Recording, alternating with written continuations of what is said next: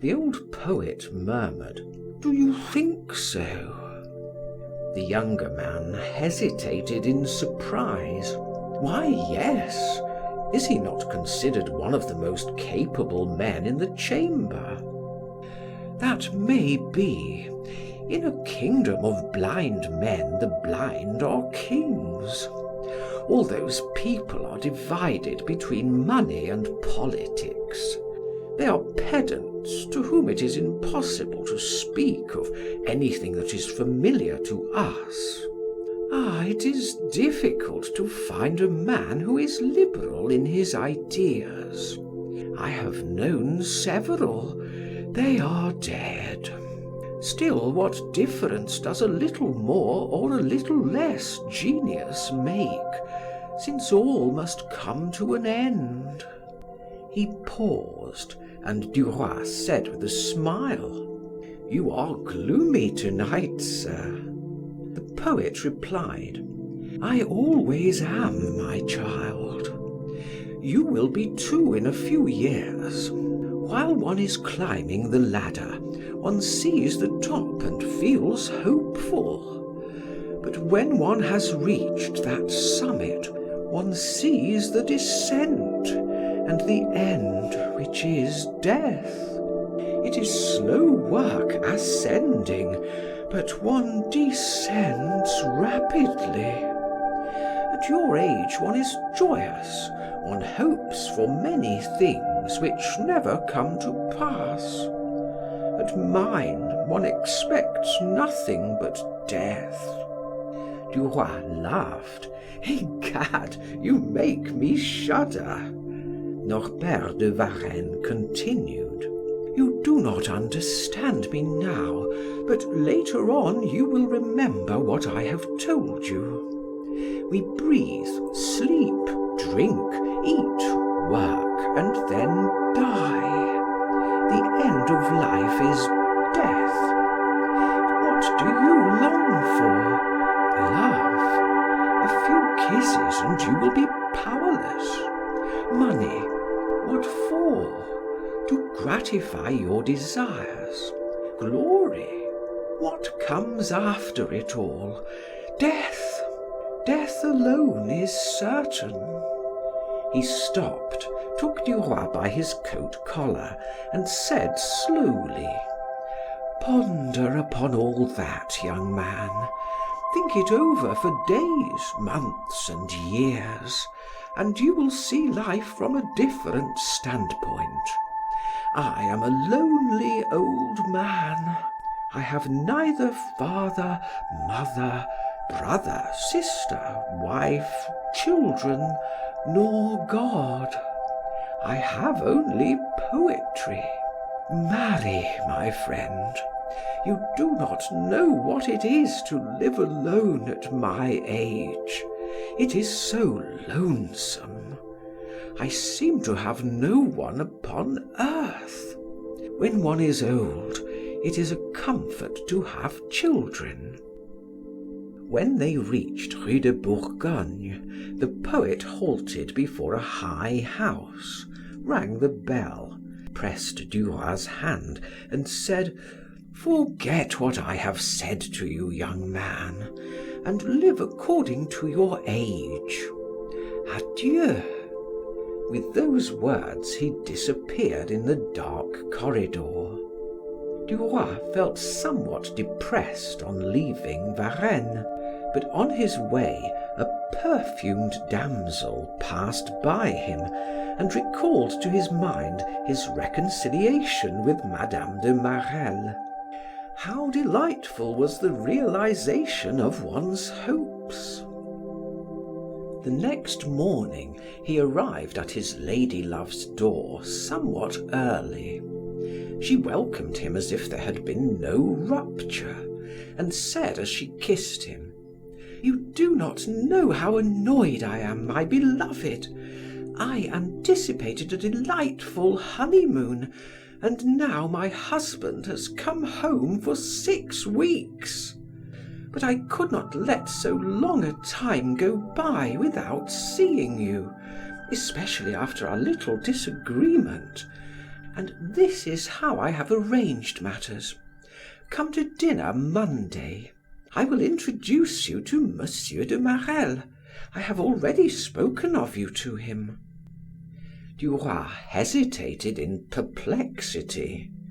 He feared he might betray something by a word, a glance. He stammered: "No, I would rather not meet your husband." "Why not? How absurd! Such things happen every day. I did not think you so foolish." "Very well, I will come to dinner Monday. To make it more pleasant, I will have the Forestier, though I do not like to receive company at home." On Monday, as he ascended Madame de Marelle's staircase, he felt strangely troubled. Not that he disliked to take her husband's hand, drink his wine, and eat his bread, but he dreaded something, he knew not what. He was ushered into the salon and he waited as usual. Then the door opened and a tall man with a white beard, grave and precise, advanced towards him and said courteously: "My wife has often spoken of you, sir. I am charmed to make your acquaintance." Duroy tried to appear cordial and shook his host's proffered hand with exaggerated energy. Monsieur de Marelle put a log upon the fire and asked: "Have you been engaged in journalism a long time?" Duroy replied: "Only a few months." His embarrassment wearing off, he began to consider the situation very amusing. He gazed at Monsieur de Marelle, serious and dignified, and felt a desire to laugh aloud. At that moment, Madame de Marelle entered and approached Duroy, who in the presence of her husband dared not kiss her hand. Laurine entered next and offered her brow to Georges. Her mother said to her: "You do not call Monsieur Duroy Bel Ami today." The child blushed as if it were a gross indiscretion to reveal her secret. When the Forestiers arrived, Duroy was startled at Charles's appearance. He had grown thinner and paler in a week, and coughed incessantly. He said they would leave for Cannes on the following Thursday at the doctor's orders. They did not stay late. After they had left, Duroy said with a shake of his head: "He will not live long." Madame de Marelle replied calmly: "No, he is doomed. He was a lucky man to obtain such a wife."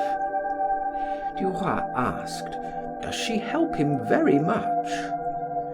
"She does all the work.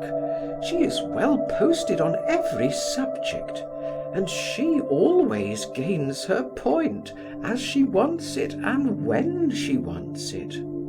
Oh, she is as maneuvering as anyone. She is a treasure to a man who wishes to succeed." Georges replied: "She will marry very soon again, I have no doubt.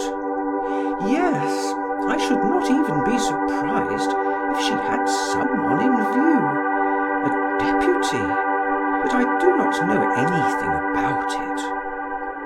Monsieur de Marelle said impatiently: "You infer so many things that I do not like.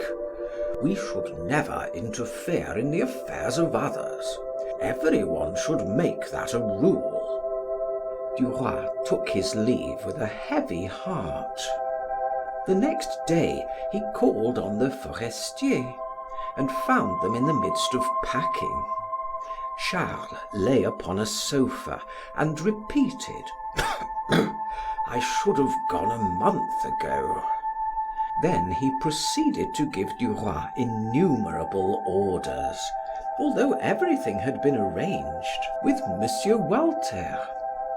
When Georges left him, he pressed his comrade's hand and said, "Well, old fellow, we shall soon meet again."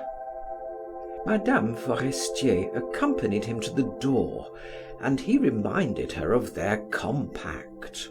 "We are friends and allies, are we not? If you should require my services in any way, do not hesitate to call upon me.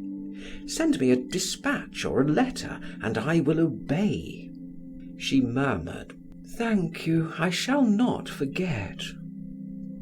As Duroy descended the staircase, he met Monsieur de Vaudrec ascending. The Count seemed sad, perhaps at the approaching departure. The journalist bowed. The Count returned his salutation courteously, but somewhat haughtily. On Thursday evening, the Forestiers left town. End of chapter 6, part 2. Recording by Martin Geeson in Hazelmere, Surrey.